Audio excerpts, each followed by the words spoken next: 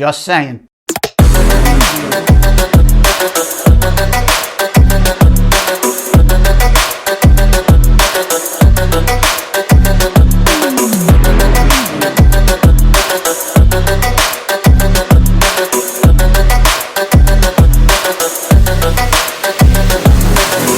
Just saying. All right, here we go. Finding your niche or that sweet spot you're looking for to work in is easier than you think. You just need to be aware of all the opportunities and options that are available to you. Hi, I'm Joe Scacciaferro, CEO and creator of Ferrocity. I bet you expected to come out of school, start your career, or maybe even restart a career and know exactly where you're gonna fit in. Awesome! But for the most of us, that never happened. Most of us ended up far from our original target, which isn't a bad thing. In most times, it's actually a good thing. We found out our original target was limited by the opportunities we knew about. And at the time, that was pretty much nothing. What we missed was how big the entertainment production world really is. And without knowing that, how big it is, you're going to miss out on some really cool gigs. You need to do some investigating and learn a ton about what you're interested in. Even if you've been in the sector for a while and you want to try something new, you never know where all the possibilities are until you spend some time in that area or spend some time talking to people who are in that area. All right, here's an example. Here's how it played out for me. So I started out wanting to be a musician. During my preteens, I taught myself drums, bass, some guitar. As I got into my teens, I decided I wanted to be in a band. After bouncing around with some different musicians, I found a few that I liked playing with, and we started a band. Band, done, boom, goal accomplished. Well, not so fast. Once I was in the band, I saw new opportunities, which was playing in front of people. In order to get those gigs, we needed a demo tape. Having no idea how to record, we borrowed a TAC 4-track recorder from a friend. We set up one microphone in the basement that we rehearsed in and hit record. Why a 4-track recorder when we only had one mic? No idea. Anyway, we turned that recording into some cassettes, then circulated those cassettes to local bars and clubs. Done. We were a working band. Life goal accomplished. I was going to do this for the rest of my life. Maybe, sorta, kinda. That goal existed only because I didn't know what else I could do as a musician. Then, all that changed with one opportunity. We got a chance to record at a real recording studio. At the time, I wasn't even sure what a recording studio was, but a friend of a friend of a friend of a friend was going to let us come in and record a few songs. Well, that was awesome. What a great guy. Actually, the real reason was because he needed to practice as an engineer and the owner wasn't going to let him practice on paying clients. Anyway, we got into the studio. There was a session going on before us. Here comes my first aha moment. It was like when in The Wizard of Oz, when everything goes from black and white to color. For the first time, I saw the inner workings of a recording studio. I saw a guy sitting behind a huge audio mixer, consoles. There were channels on the board marked vocal mics, drum marks, outputs, guitar, bass amp, keyboards. It went on and on and on. Then there was this other guy in the studio who was setting up all the mics and running cables into the control room. And next to the guy in front of the console was a woman telling him what she wanted to hear. Make the guitar sound a little dirtier, add more echo to the vocals. Oh, that's perfect, leave it. Then she walked out of the control room and into the studio. There she started telling the musicians how to play their parts. This whole thing was crazy. Who knew all these people were involved in making music? 3 people, right? Think about that compared to what it actually is.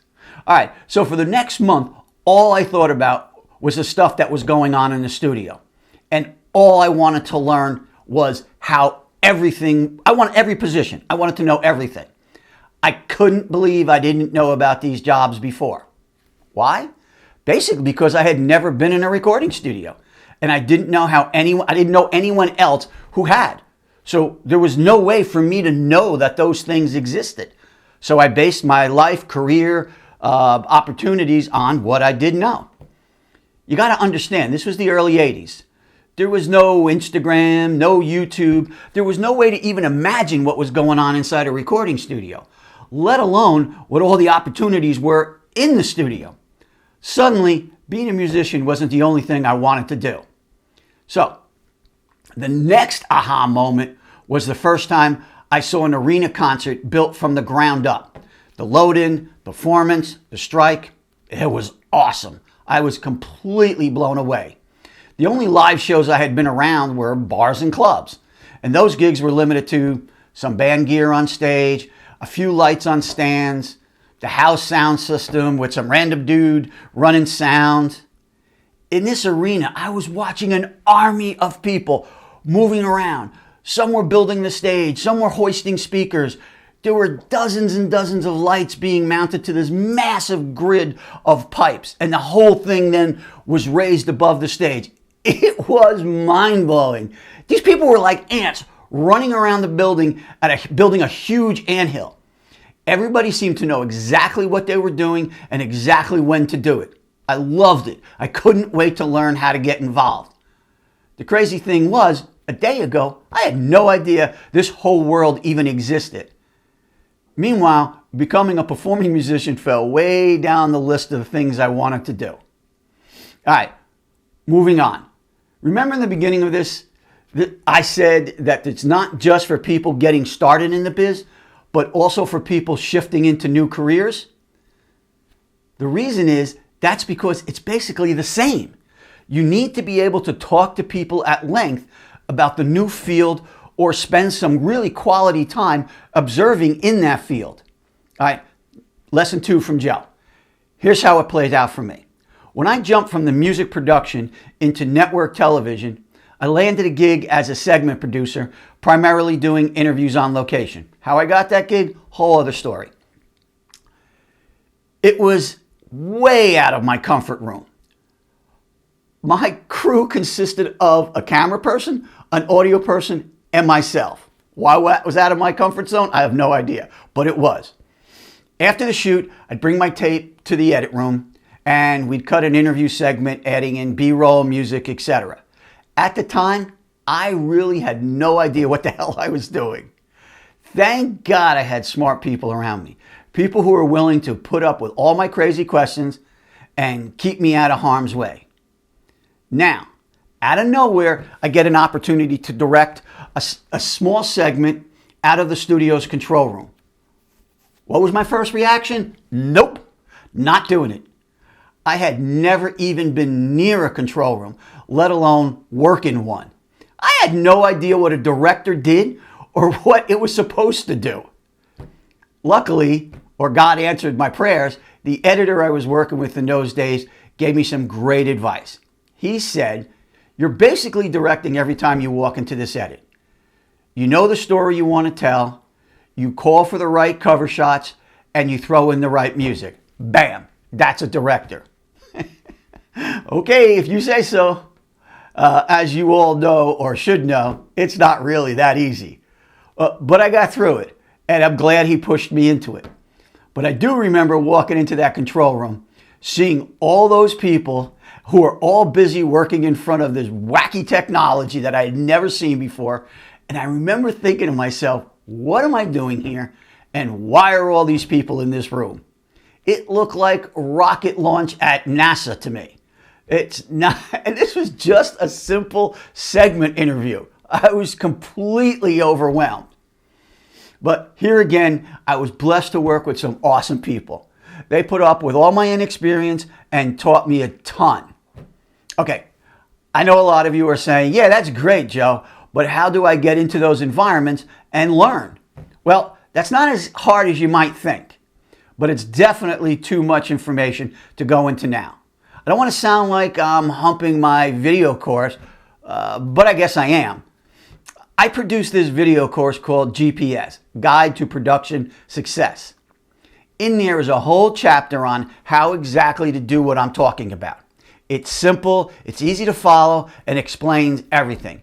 Just jump onto Ferrocity.com and check it out. Sorry for the commercial break, but it's really important because it does cover everything we're talking about. Short of doing that, here's the real take-home point. Don't lock yourself into one gig or one opportunity. Spend some time and look around. Take chances on gigs you're not sure you can do. Obviously, I did it. There are hundreds, thousands of awesome gigs out there for you to explore. Ask around. Find people in different sectors of the industry. Talk to them about their gig. Maybe you like it, maybe you won't. And finally, so important, never, ever, and I mean never, think anything you do is a waste of time. Eventually, everything you do will add growth to your career. Even if it's completely unrelated to your present goal. It will have value at some point. Trust me. Okay? We're good? Ciao. I'm Joe Scott, your Ferro. Just saying.